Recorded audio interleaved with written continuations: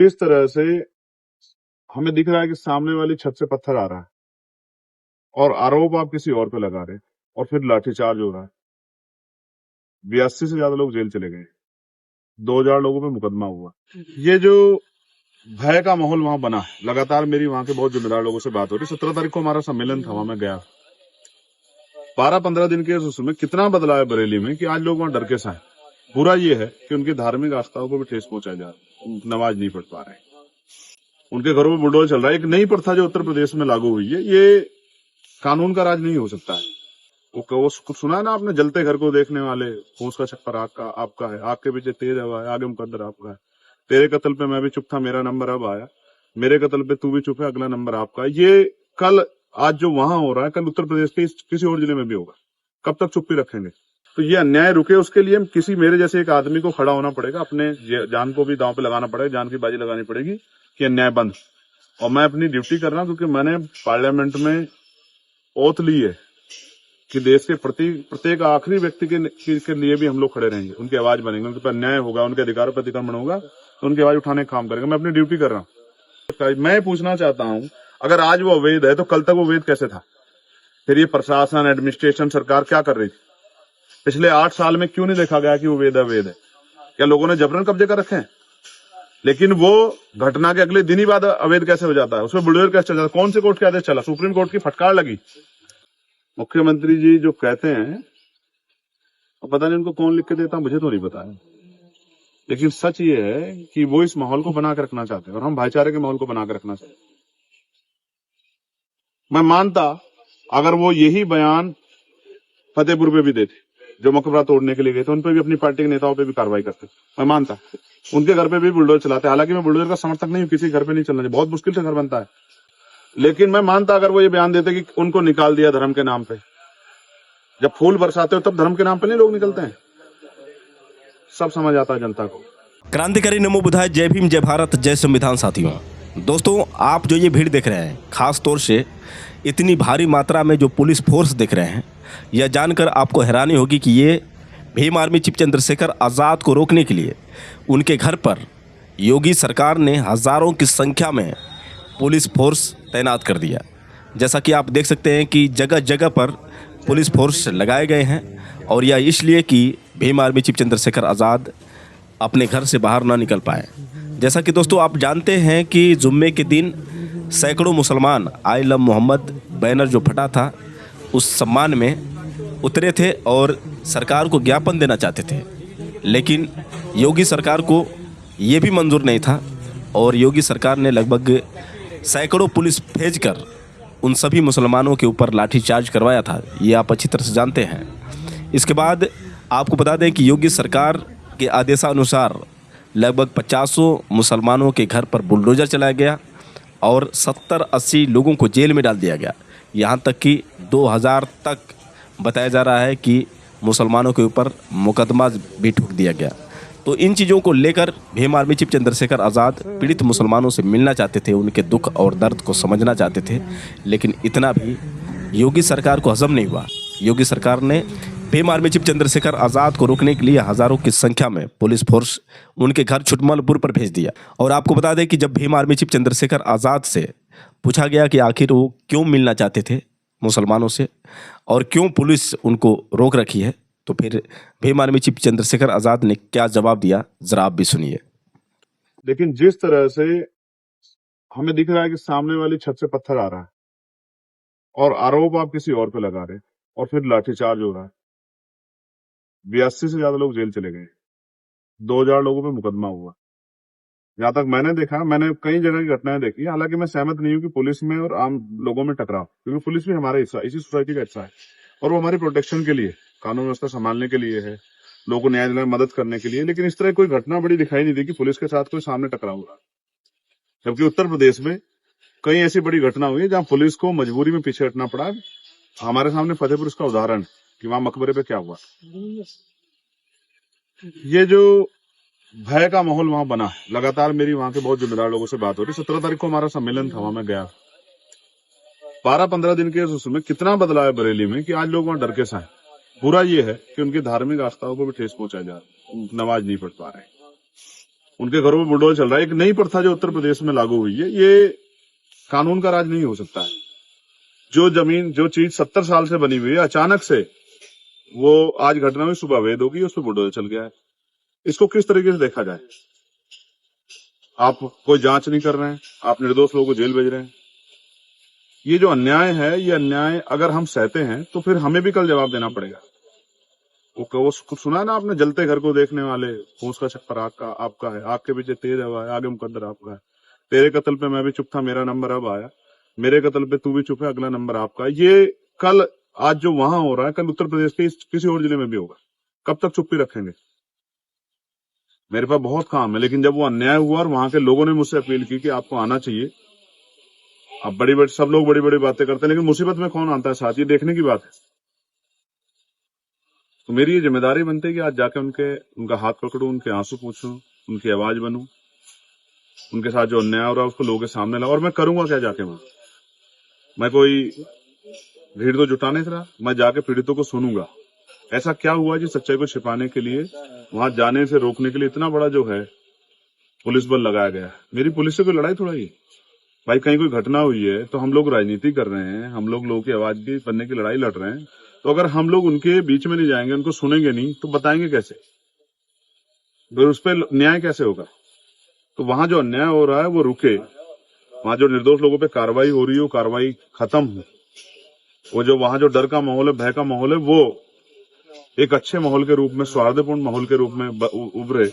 आज विजयदशमी है, कल जुमे की नमाज है। ये जो माहौल बना हुआ है, इसमें लोगों को कुचला ना जाए। मैं बहुत जिम्मेदारी से कह रहा हूं कि लोकतंत्र को कुचला जा रहा है बरेली में, और अधिकारियों की, एडमिनिस्ट्रेशन की जिम्मेदारी है कि वो लोगों में इस तरह का जो है सामंजस्य, सौहार्दपूर्ण माहौल जो है बहाल कराएं, कि लोगों का ये भय खत्म हो और ये जो अन्याय हो रहा है ये खत्म। प्रशासन का कहना है कि अगर आप वहां जाते हैं तो माहौल खराब होने का वो है, और तो कहीं ना कहीं माहौल खराब करते हुए, देखते हुए वो लोग आपको रोक रहे हैं। इस वजह से कारण ये भी हो सकता है। अमित भाई, घटना किस तारीख की?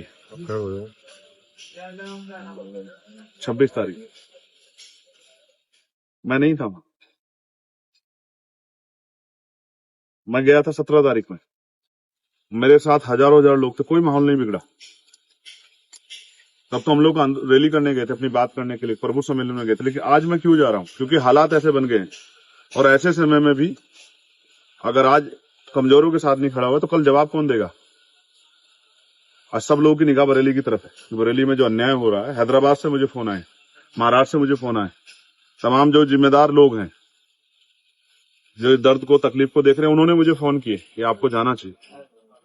और मैं वहां जाता हूं जहां अन्याय की पराकाष्ठा हो जाती है, जहां अन्याय सीमा को लांघ जाता है। तो मुझे रोकने से क्या होगा? अन्याय रोकिए ना, झूठी गिरफ्तारियां रोकिए। ये नया जो ट्रेंड बना है कि थाने में आदमी पैरों पे चल के जाता है और बाहर जब आता है तो लंगड़ाता हुआ आता है। तो पुलिस को पीटने का अधिकार किसने दिया? क्या उन लोगों के मेडिकल हो रहा है? क्या आईपीसी की कोई, अब तो बीएनएस होगी, बीएनएस की कोई धारा ऐसी कहती है कि पुलिस पीट सकती है? तो ये मैं समझता हूं पुलिस को आगे करके, पुलिस को मोहरा बना के जो सरकार करवा रही है, कल जब क्रॉस एफआईआर होंगी, लोग कानूनी रूप से लड़े रहेंगे, तो ये पुलिस के भाई फंस जाएंगे और सरकार एकदम जो है पल्ला झाड़ ले, कहेगी हमें पता ही नहीं इन्होंने ऐसा क्यों किया। तो ये अन्याय रुके, उसके लिए किसी मेरे जैसे एक आदमी को खड़ा होना पड़ेगा, अपने जान को भी दांव पे लगाना पड़ेगा, जान की बाजी लगानी पड़ेगी कि अन्याय बंद। और मैं अपनी ड्यूटी कर रहा हूं, क्योंकि मैंने पार्लियामेंट में ओथ ली है कि देश के प्रत्येक आखिरी व्यक्ति के लिए भी हम लोग खड़े रहेंगे, उनकी आवाज बनेंगे, उनके पर अन्याय होगा, उनके अधिकारों पर अतिक्रमण होगा तो उनकी आवाज उठाने का काम करेंगे। मैं अपनी ड्यूटी कर रहा हूँ, इसके लिए मुझे तनख्वाह मिलती है। मैं ईमानदार आदमी हूँ, मुझे तनख्वाह मिलती है। जो तनख्वाह जिन लोगों के टैक्स के पैसे से मिलती है, उनके साथ अन्याय हो रहा है तो उनकी लड़ाई लड़ रहा हूँ। किसी और पे भी होगा उसकी भी लड़ाई लड़ूंगा। जो मौलाना मोहसिन रजा है, उनके कहीं संपत्ति पर बुलडोजर चला, और जो अन्य लोग हैं उनकी जो संपत्तियां सीज की जा रही हैं, उन पे भी कार्रवाई होगी। तो इसको कैसे देख रहे हैं? मैं आपको फिर कह रहा हूँ, किसी को मारने के लिए लाठी चलाने की जरूरत नहीं है, कोई जरूरत नहीं लाठी चलाने की। आप उसकी जो आर्थिक रिसोर्स हैं, उसके जो आर्थिक साधन उनको तोड़ दो, उसके आय के जो साधन है उसको तोड़ दो। ये सिर्फ राजनीतिक एक एजेंडा है, कुछ लोगों को अपने वोटर्स को खुश करने के लिए कि हमने संपत्ति जब्त कराई। मैं पूछना चाहता हूं, अगर आज वो अवैध है तो कल तक वो अवैध कैसे था? फिर ये प्रशासन, एडमिनिस्ट्रेशन, सरकार क्या कर रही थी? पिछले 8 साल में क्यों नहीं देखा गया कि वो अवैध है? क्या लोगों ने जबरन कब्जे कर रखे हैं? लेकिन वो घटना के अगले दिन ही बाद अवैध कैसे हो जाता है, उसमें बुलडोजर कैसे चल जाता है? कौन से कोर्ट के आदेश चला? सुप्रीम कोर्ट की फटकार लगी सरकार को। फिर भी ये सरकार जो है, क्योंकि ये रोटी नहीं देगी, ये रोजगार नहीं देगी, ये महंगाई खत्म नहीं करेगी, ये कर्मचारियों के हितों का ध्यान नहीं रखेगी, पुरानी पेंशन नहीं देगी, ये नई नियुक्तियां निकालेगी, ये पेपर लीक नहीं रोकेगी, ये आशा, आंगनबाड़ी, भोजन माता, पीआरडी के जवान, होमगार्ड के जवानों को जो है वेतन वृद्धि नहीं करेगी, ये पुलिस के भाइयों को जो है पुलिस रिफॉर्म नहीं लागू होने देगी। तो ये इन सब चीजों को टालने के लिए, किसानों को खाद नहीं मिल रहा, डीएपी नहीं मिल रहा है, तो ये वो व्यवस्था लागू नहीं, इसलिए ये इस एजेंडे को मजबूती से वो करते हैं और ये सब सरकार की देखरेख में हो रहा है। मैं किसी अपराधी का समर्थन नहीं करता हूं। अगर कोई अपराध करे उसको, लेकिन उसका आपके पास ऐसी रिपोर्ट तो हो जिसमें दिखाई दे कोई अपराध कर रहा है? क्या ये पहली बार धरना प्रदर्शन हुआ है इसमें 82 लोग जेल चले गए? आज लोग घर से भाग रहे हैं, पलायन कर रहे हैं, ताले लग गए। और जो मैंने कल की पीसी में सुना था, जो आला हजरत की दरगाह से हुई, उसके बाद मेरे मन में और चिंता पैदा हुई कि अगर आज हम लोग चुप रहे तो फिर कल हम आंख नहीं मिला पाए। ये राजनीतिक लड़ाई नहीं, ये न्याय की लड़ाई है और उसको मैं लड़ूंगा। छोटे छोटे बच्चे हैं जिनके हाथों में किताब, गणित, विज्ञान ये सिखाने चाहिए, उनको आई लव मोहम्मद की तख्तियां देकर सड़कों पर निकाल दिया जाता है और फिर अराजकता करवाई जाती है। तो स्कूल कौन बंद कर रहा था मर्जीकरण के नाम पे? मदरसों पे बुलडोजर कौन चला रहा था? मदरसों के टीचरों की सैलरी कौन रोक रहा था? कौन है जिसको कपड़ों से अपराधियों का पता लग जाता है? कौन है जो 80-20 की बात करता है? मुख्यमंत्री जी जो कहते हैं, पता नहीं उनको कौन लिख के देता, मुझे तो नहीं पता है, लेकिन सच ये है कि वो इस माहौल को बना कर रखना चाहते हैं और हम भाईचारे के माहौल को बना कर रखना चाहते हैं। मैं मानता अगर वो यही बयान फतेहपुर पे भी देते, जो मकबरा तोड़ने के लिए गए थे, उन पे भी, अपनी पार्टी के नेताओं पे भी कार्रवाई करते, मैं मानता। उनके घर पे भी बुलडोजर चलाते, हालांकि मैं बुलडोजर का समर्थक नहीं हूं, किसी घर पे नहीं चलना चाहिए, बहुत मुश्किल से घर बनता है, लेकिन मैं मानता अगर वो ये बयान देते कि उनको निकाल दिया धर्म के नाम पे। जब फूल बरसाते हो तब धर्म के नाम पे नहीं लोग निकलते हैं। सब समझ आता है जनता को, सब समझ आता है। अभी जिनको गुर्जर समाज के लोगों को मेरठ में जेल में बंद करवाया था, तब नहीं समझ आया था वो क्यों निकले थे? उनपे तो आई लव मोहम्मद का टैग वो नहीं था, वो तो अपनी जो है अस्मिता को बचाने के लिए निकले थे, अपने मान सम्मान के, अपने गौरव को बचाने के लिए थे। तब क्या हुआ था? और जब ये हक वंचित 69 शिक्षक भर्ती के पिछड़े वर्ग के बच्चे निकले थे, जब उनके हाथ पैर तोड़ दिए थे बेटे बेटियों के, तब कहां थे मुख्यमंत्री? जब 20,000 नौकरियों में घोटाला कर ले तब कहां थे?